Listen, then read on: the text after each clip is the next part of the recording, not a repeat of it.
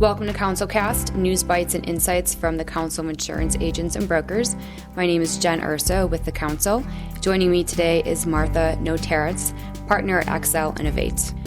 XL Innovate is the venture fund in which XL Catlin is the sole limited partner. Martha, thank you so much for being here today. Pleasure. So let's just get right to it. You attended Insurtech Connect last week with my colleague and I as well, and just curious on what a couple of takeaways and highlights that you took away from that meeting. Well, I think certainly one of them was it was 4 times the size that it was the prior year. I heard that too.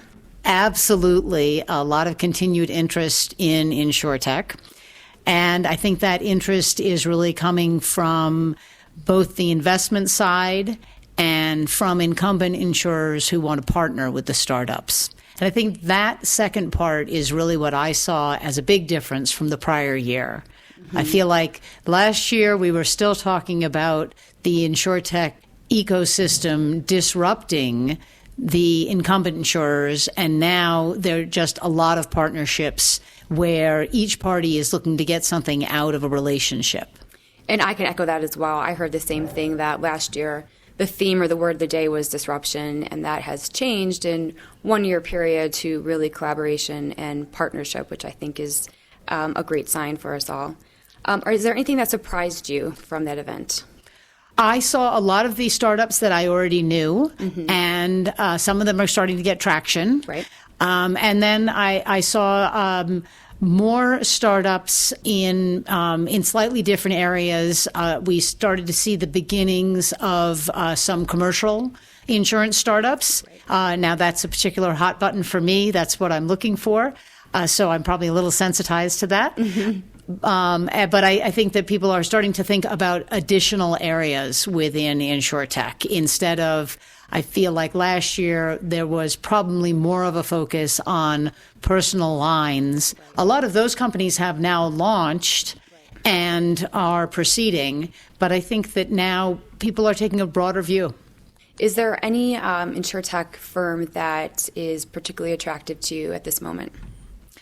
My portfolio. Right. Okay, so moving on. What advice would you give to brokers who want to become more data-driven but aren't sure where to start?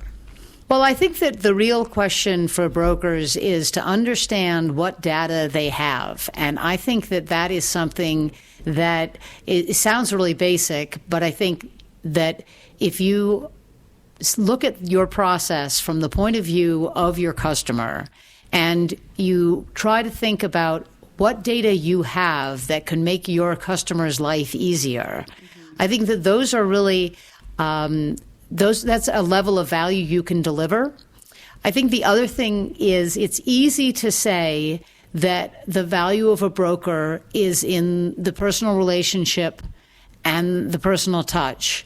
But I think you also have to realize that people value their time.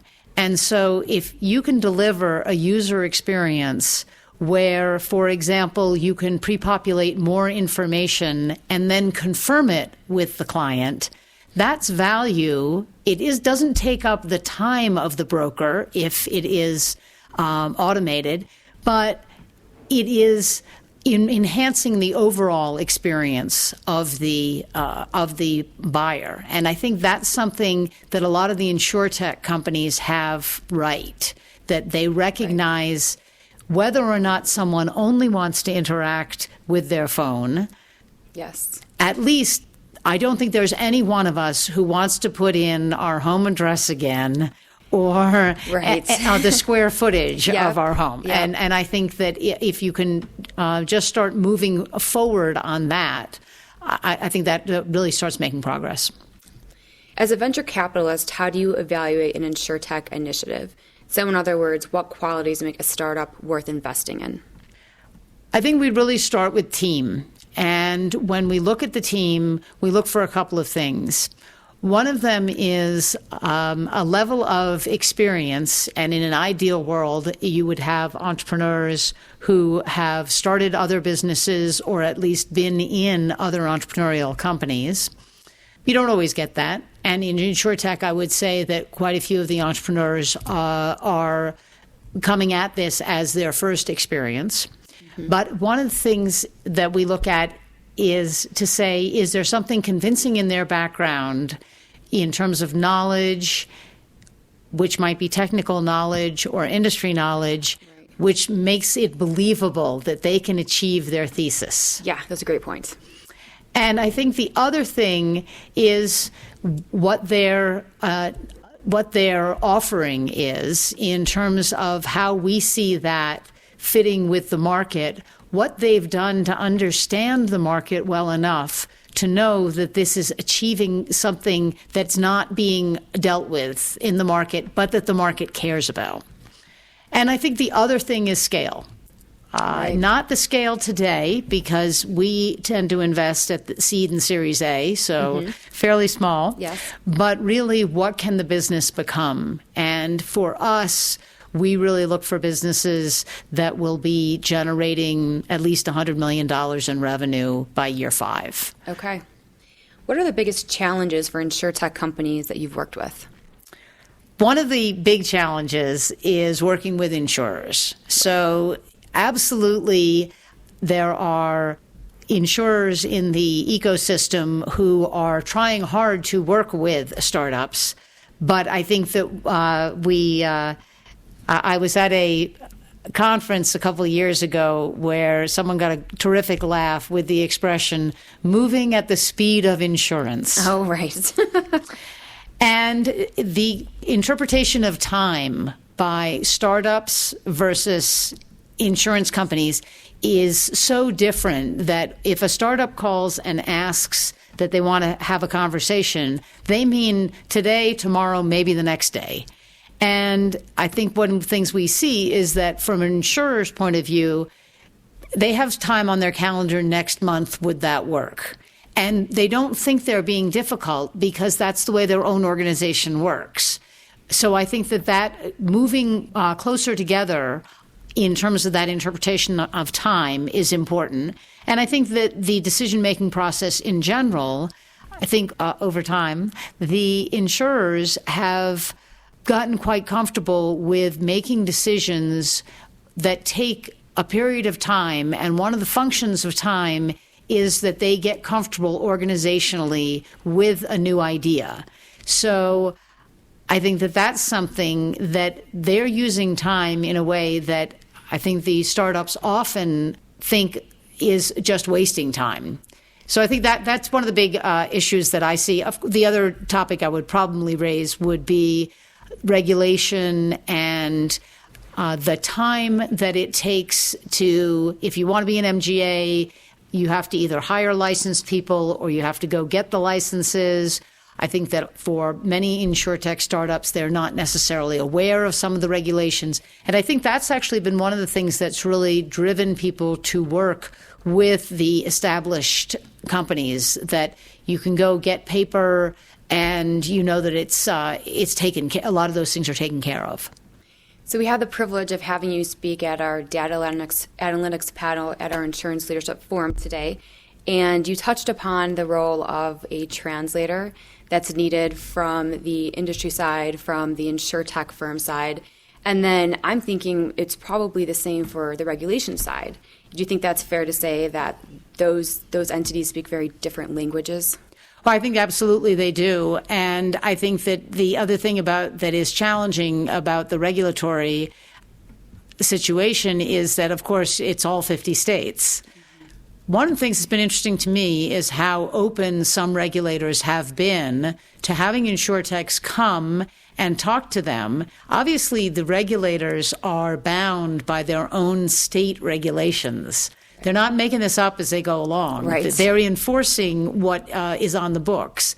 But I think that certain regulators have been very open to really understanding. And I think the experience that some of our companies have had has been that as they have gone to various regulators and really walked through the offering, they've been able to get feedback and find out where the hot buttons are and retool before they come in with a final submission. And I think that has really worked in terms of the give and take. The other thing that interested me is that when one of our companies, which is Slice, and they're providing on-demand insurance for people, for example, who rent their home out on Airbnb. And when the state of California announced that Slice had been approved, at the bottom of the press release, there was a note that there had been 31 startup insurers approved by the Department of Insurance in California this year. So I took that to mean that the regulators are quite conscious that they want to be seen more as open to innovative ideas. And to some extent, there is also competition among the regulators from state to state. So I actually think they absolutely speak different languages, but I think that they also want to be part of the future. Yeah, going back to the collaboration point, I guess that's seen in all of these different areas, everyone coming together to understand it and work towards innovation as one. Hopefully we're getting there. So the traditional insurance value chain is in transition. Where do you see the role of brokers and carriers evolving to in the next 5 years? I suspect that one of the things that brokers will do on an ongoing basis is that they will really supply into the chain the highest value of what they do today. So if where they're starting right now is 100, I would say that in 5 years, maybe they're only doing 25 or 50% of what they do today, but they're doing the highest value. And one of the things that should mean is that they should be able to handle more clients. Right. But it's only going to happen if they take advantage of some of the automation and some of the other developments that are going on right now. So I think that there is a continuing role. I think the other thing is when we think about complex risks, and this is a frequent refrain that I hear, well, personal lines are easy, but commercial lines are so complex. And I believe that they are complex. What I don't believe is that 100% of those commercial risks are complex. I think what's going to happen is that parts are going to be parsed out. And so then you will leave the complexity in the hands of the broker or of the sophisticated people at the carrier, but a certain amount of that can be done in a much more straightforward way. Right. Is there a part of the insurance value chain that you think presents a greater opportunity for technology disruption? Right now, I would say that the whole value chain is really up for grabs in one level because I don't think that much change has taken place, so that I think that there are a lot of opportunities. And I think if you wanted to look at examples of what could happen in the insurance industry, you could look at banking, for example. So it used to cost a decent chunk of money to wire somebody money. And there was a fee to wire somebody money. Now I go on my mobile app and I can say, send money, it's free, and the money is in someone's account in minutes. Mm-hmm. Good example. My children think so, too. As technology innovation continues to shape the insurance industry, how will hiring strategies change for talent? Well, I do think that there will be an ongoing need to bring in more people who are very comfortable with technology. I don't think that's necessarily as hard as it sounds, given that the people coming onto the workforce now are digital natives.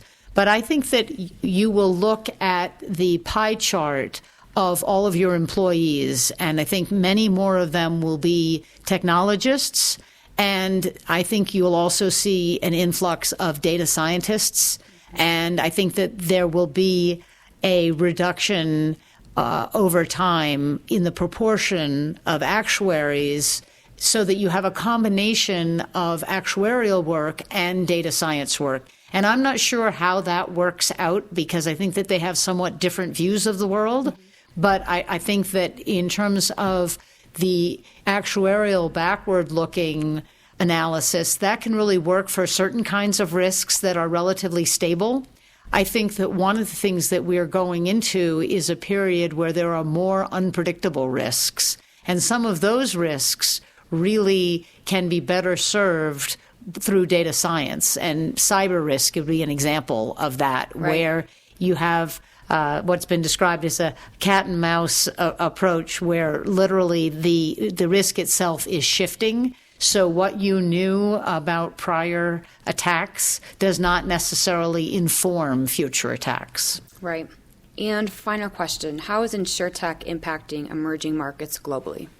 One of the things that I believe is that Insurtech is delivering against some of the protection gap that we've seen in emerging markets. And one of our portfolio companies is StoneStep, which is providing microinsurance as a service. So what they're doing is they're starting in Southeast Asia, and they are focused on the emerging middle class who is not in a position to buy the products that already exist in the market, but they're chunky products that look more like products you might buy in a developed market. So what they are doing is they're breaking those products up so that they can be purchased in smaller slivers, but the difference between having and not having hospitalization coverage could be the difference between your family being able to keep their house or, sure, getting off that ladder towards the middle class. So I think that that's one of the things that we see in the emerging markets. That's pretty cool. Well, Martha, I want to say thank you again for your time today, and thank you for all of our listeners for tuning in to CouncilCast, News Bites and Insights. Until next time, I'm Jen Urso. Thank you. Thank you.